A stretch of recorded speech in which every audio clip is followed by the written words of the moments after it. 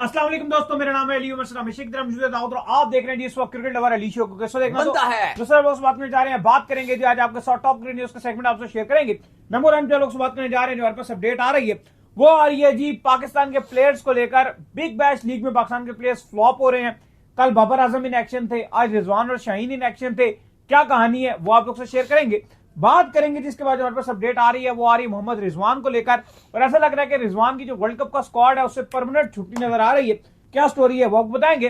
Pakistan versus Bangladesh series को लेकर update आ रही है, सीरीज को किया जा रहा है पोस्टपोन, आगे भी किया जा रहा है। क्या कहानी है वो आपको बताएंगे, बात करेंगे। जिसके बाद शान मसूद को जो रोल दे दिया गया था उस रोल के हवाले से क्या वो रोल अब मजीद पाकिस्तान क्रिकेट बोर्ड उस रोल में क्या करने जा रहा है वो आप लोग से शेयर करेंगे।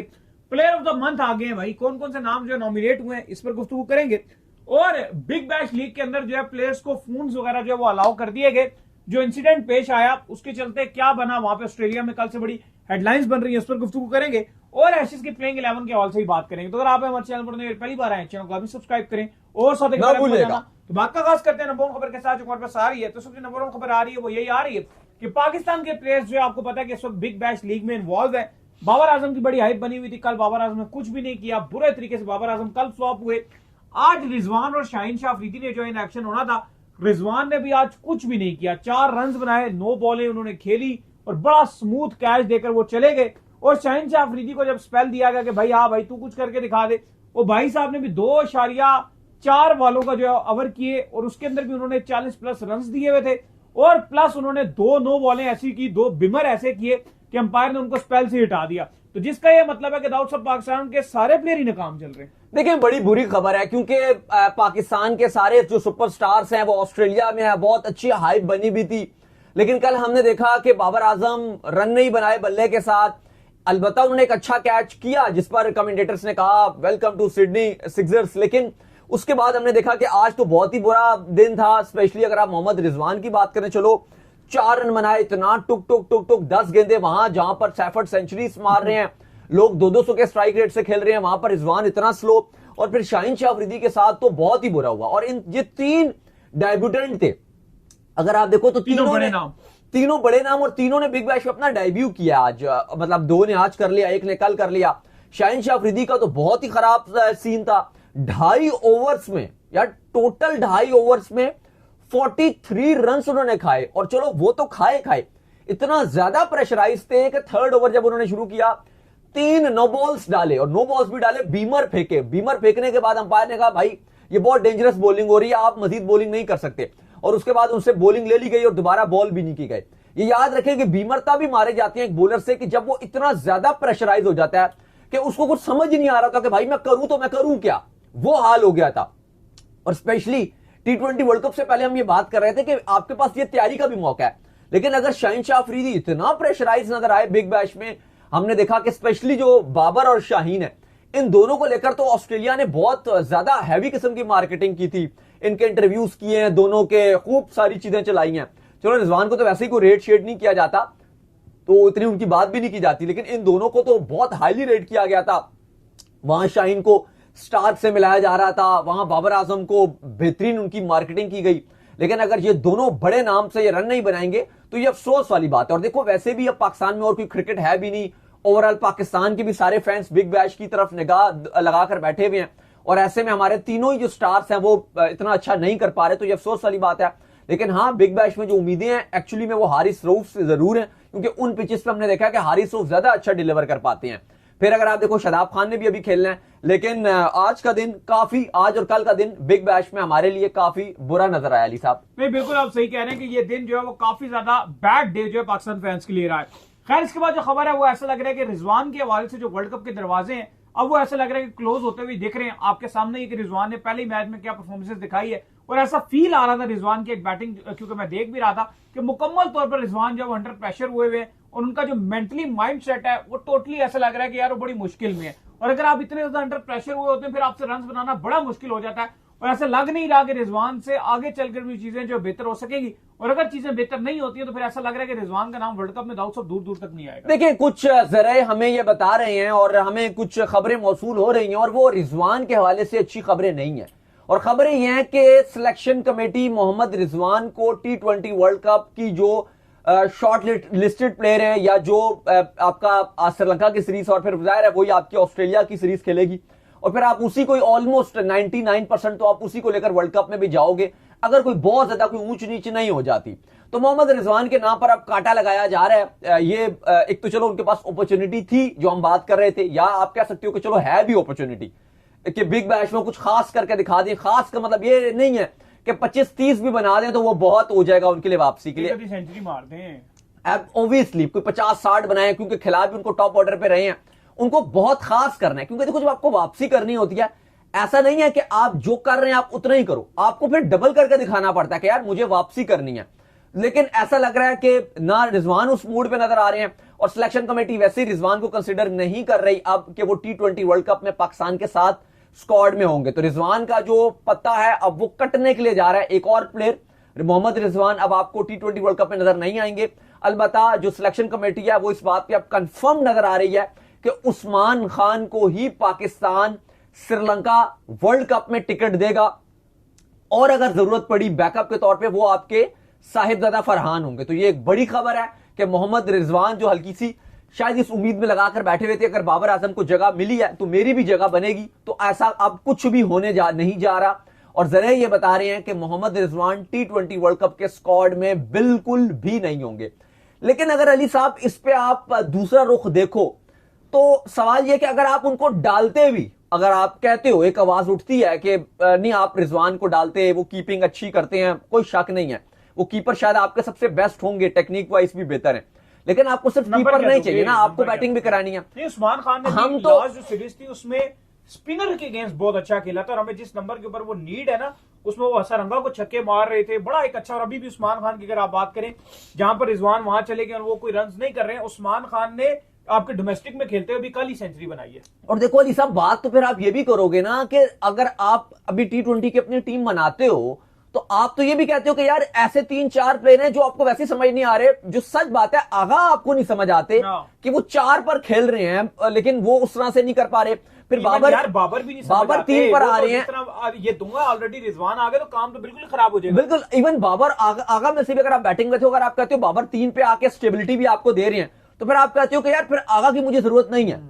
लेकिन जब आगा भी नीचे आ जाती है तो फिर आप बहुत ज्यादा थोड़ा डिफेंसिव ज्यादा हो जाते हो। नहीं, इतने ज्यादा फिर आप कहां डालते। तो रिजवान भी अगर आप प्लस बोनस डाल दोगे और आप रिजवान के आते हो, चलो रिजवान को अगर आप खिलाते भी हो तो रिजवान ओपनिंग के अलावा समझ नहीं आते, क्योंकि उनको थोड़ा टाइम चाहिए होता है। उनका होता है कि वो एंकरिंग करनी है। अब नंबर 5 वाला खिलाड़ी या नंबर 6 वाला खिलाड़ी तो एंकरिंग नहीं करता ना, वो तो एक ऐसा T20 में टाइम होता है कि उसको 6, 7, 8 ओवर मिलते हैं और वो किसी का भी नंबर सेट नहीं है, वो तो आते साथ आपको हार्ड हिटिंग करनी है। और रिजवान जैसा प्लेयर जो उस टाइम पे 15-16 बॉलें ले जाएगा तो फिर तो अल्लाह ही हाफिज है कि अगर आप रिजवान को 5 पे भेजते हो और कहते हो या 4 पे भेजते हो और आप वो उस टाइम 20 गेंदे खेल जाते हैं, 20 बॉलों पे 13-14 बनाएंगे तो वो तो फिर आपकी जलालत बन जाएगी ना, तो वो एडजस्ट भी नहीं होते T20 में। तो अगर ये फैसला सिलेक्शन कमेटी कर रही है कि रिजवान T20 वर्ल्ड कप में नहीं जाएंगे तो आई थिंक एक अच्छा फैसला है। हाँ, एक चीज खाली आप सवाल उठा सकते हो कि जो विकेट कीपिंग है आपकी वो थोड़ी सी एक मुतासिर वाली चीज है, क्योंकि उस्मान खान को ठीक है हम चांस दे रहे हैं, लेकिन अली साहब सच तो यह है कि आपकी जैसे मोहम्मद हारिस की विकेट कीपिंग में फ्लॉस थे, उस्मान खान की कीपिंग में भी फ्लॉस हैं। फ्लॉस क्या, ये नहीं कि वो बिल्कुल कैच नहीं पकड़ सकते, लेकिन क्रूशियल मोमेंट्स पे एक आध कैच गिरा देना वो आपके लिए पूरे नतीजे में आप कह लो कि असरअंदाज हो जाता है। लाइक तिलक वर्मा का जो छोड़ दिया, हारिस ने रन आउट मिस कर दिया, इस तरह की छोटी छोटी चीजें होती हैं जो आपको बड़ी ही हर्ट कर जाती हैं। तो आई होप कि उस्मान खान अपनी कीपिंग पे भी बहुत काम करें, क्योंकि वर्ल्ड कप में आपके लिए कीपर का रोल इंतहाई अहम रहेगा। खैर, इसके बाद जो हमारे पास अपडेट आ रही है वो आ रही है पाकिस्तान और बांग्लादेश के हवाले से।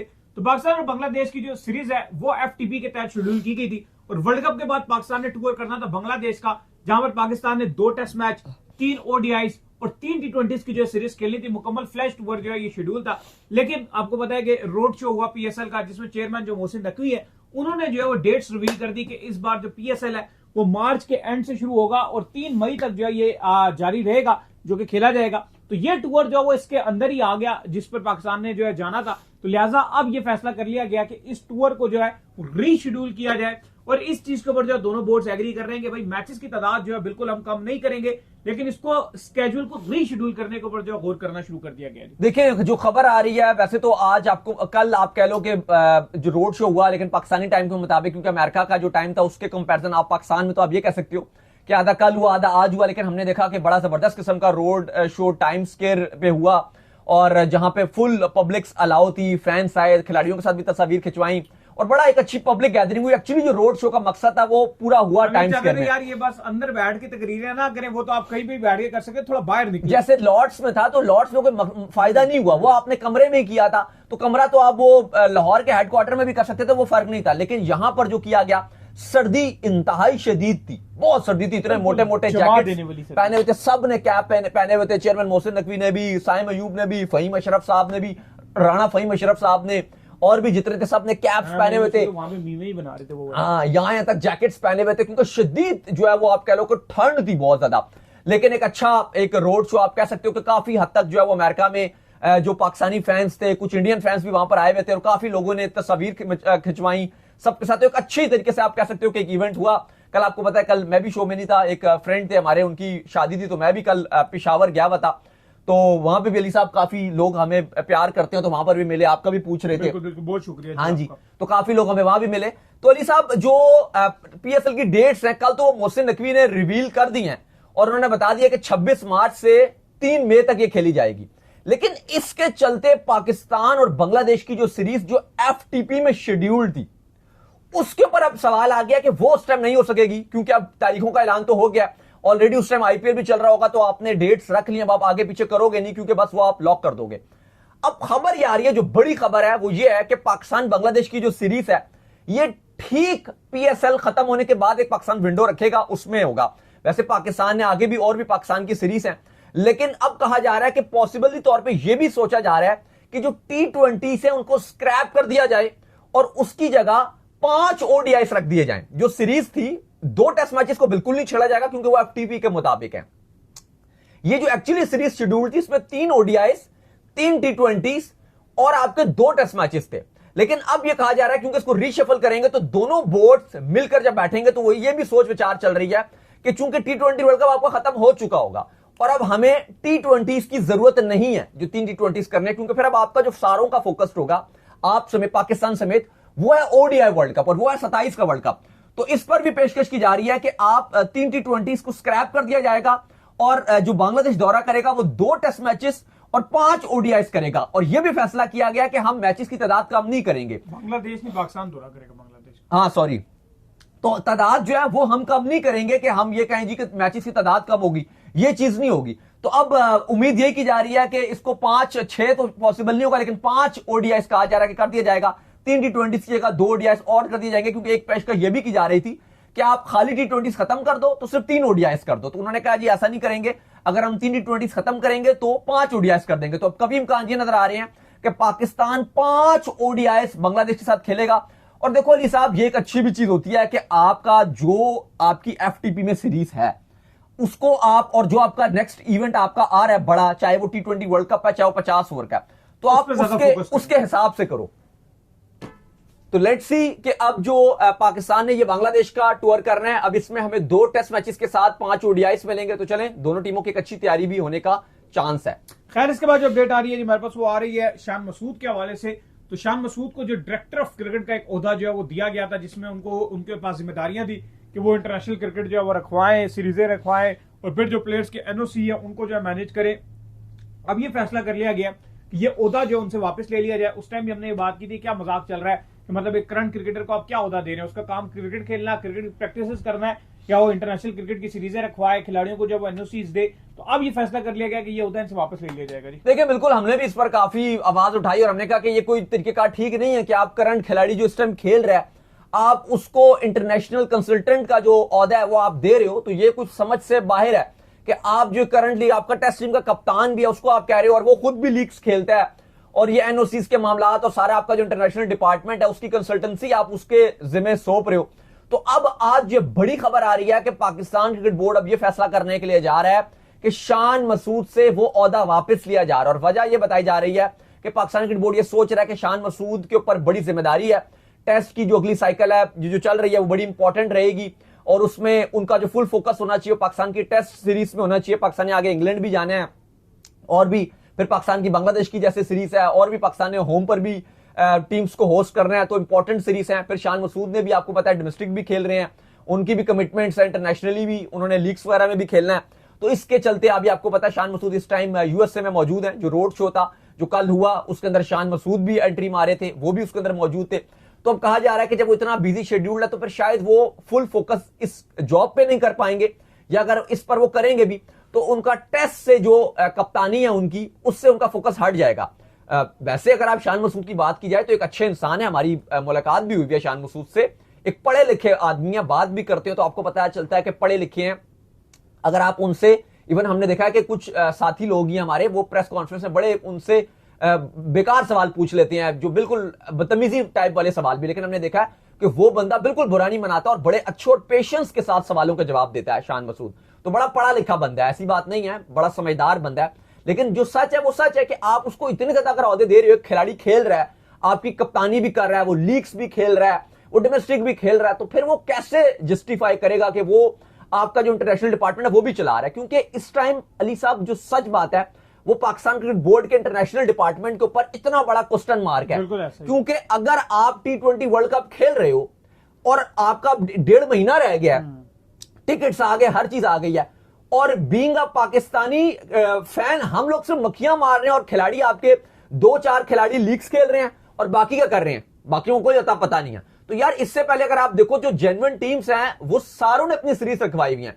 अगर अभी आप देख लो साउथ अफ्रीका पूरे टूर पे मौजूद है इंडिया का, वहां पे वो खेल रहा है। न्यूजीलैंड है वो फौरन अभी इंडिया पहुंच जाएगा, वो प्रॉपर खेलेंगे 5 T20 3 ODIs।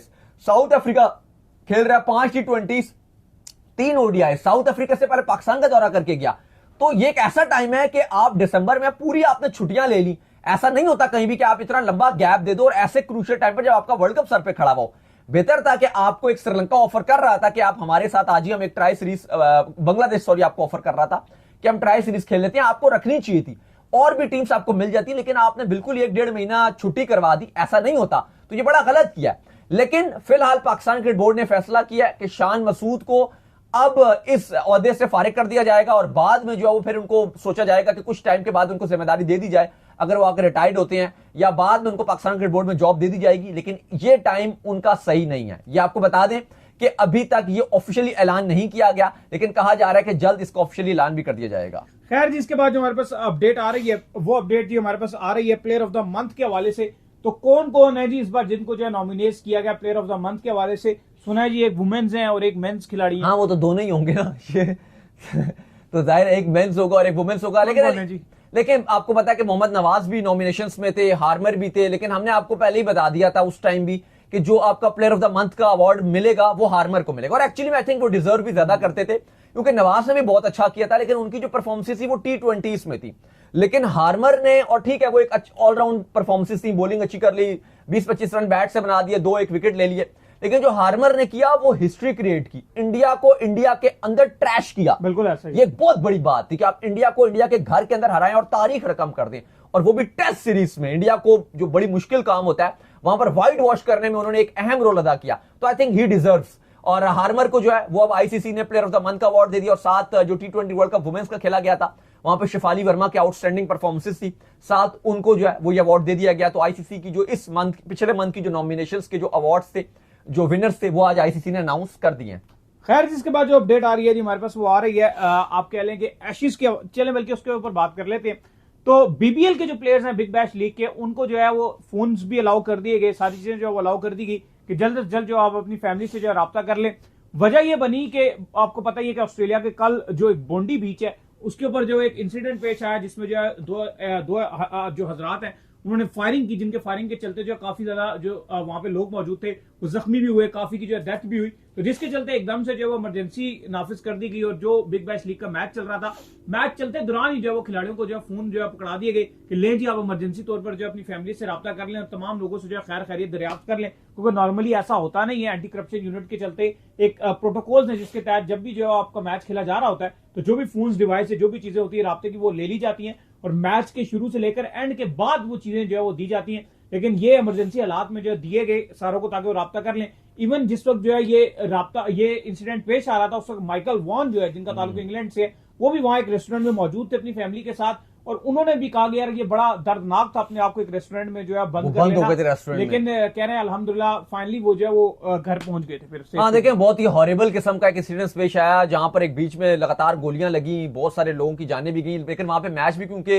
वार्म अप कर रहे थे खिलाड़ी और सिडनी में ही था, तो सिडनी के जाहिर लोकल खिलाड़ी थे तो वो उन्हीं के घर वहां भी थे, तो फिर क्रिकेट ऑस्ट्रेलिया ने अपना जो प्रोटोकॉल है इसमें नरमी की और कहा कि आप अपनी फैमिली से राब्ता कीजिए, फैमिली से बात कीजिए, आप जिस आपके कोई भी जान पहचान वाले लोग हैं तो आप तसल्ली कीजिए। तो ये एक अच्छा भी उन्होंने इकदाम किया कि खिलाड़ी सब अपने फैमिली वगैरह से भी आप कह लें कि खैरियत दरियाफ्त की और सब कुछ एंड में बेहतर रहा खिलाड़ी का। तो कोई ऐसा रिश्तेदार हमें नहीं मिला, लेकिन जिस तरह आपने कहा कि माइकल वॉन ने खुद भी बताया, उन्होंने सोशल मीडिया में भी डाला कि मैं उसमें वहीं पे मौजूद था, फिर एक रेस्टोरेंट में हमने अपने आप को बंद कर लिया और मेरी लाइफ का सबसे ज्यादा खतरनाक और हॉरिबल ये इंसिडेंस पेश आया। बाकी जो क्रिकेटर्स हैं उन्होंने भी काफी ज्यादा इस पर कंडेम किया, जैसे उस्मान ख्वाजा हैं, उन्होंने, पैट कमिंग्स ने। इसके अलावा क्रिकेट ऑस्ट्रेलिया ने ये भी फैसला किया कि अब बिग बैश के बकिया जो मैचेस हैं फिलहाल कुछ टाइम तक मैचेस में जो फायर वॉक्स हैं वो नहीं स्ट्रोक में होंगे। इसके अलावा ये भी डिसाइड किया गया कि जो बिग बैश के जितने मैचेस होंगे उसमें ब्लैक आर्म पहने होंगे खिलाड़ियों ने।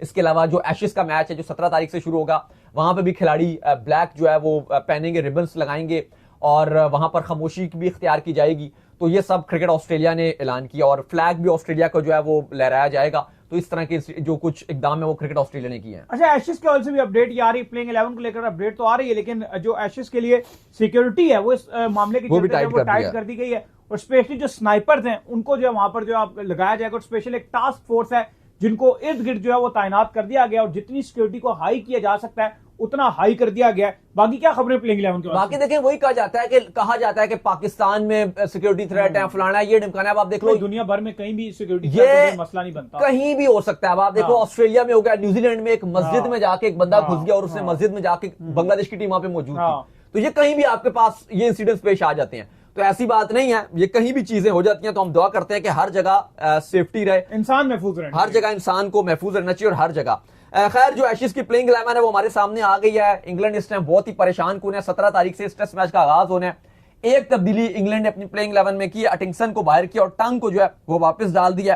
प्लेइंग 11 है जैक क्रॉले और Ben Duckett opener, 1 number 3 Ollie Pope, 4 पे रूट, 5 पे ब्रूक, 6 पे स्टोक्स, 7 पे स्मिथ, फिर विल जैक्स, आर्चर, ब्रेंडन कर्स और जोश लिटिल टंग। ये अब इंग्लैंड ने अपनी प्लेइंग 11 अनाउंस किया है। तो चलिए, उम्मीद करते हैं आज का हमारा शो आपको आएगा पसंद आया। वीडियो को लाइक कीजिए, हमारे चैनल को सब्सक्राइब कीजिए, साथ लेके बेल आइकन को बजाइए। एक और काम कर लीजिए और वही कर लीजिए इंस्टाग्राम पर आप जाइए फॉलो कीजिए। बिल्कुल जी, इंस्टाग्राम पे मुझे फॉलो कर लीजिए, वहां पे मैं मौजूद हूं दाऊद क्रिकेट के नेम से। अगर आपको कोई सवाल हो तो भेजिएगा और उनको भी फॉलो कीजिए। मुझे फॉलो कीजिए ऑफिशियल के नाम से, लिंक डिस्क्रिप्शन में।